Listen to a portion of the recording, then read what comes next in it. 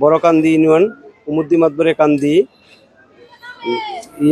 প্রতিপক্ষের মসজিদ সংক্রান্ত দ্বন্দ্বে প্রতিপক্ষের ছুরিকাঘাতে স্পট ডেট হয়।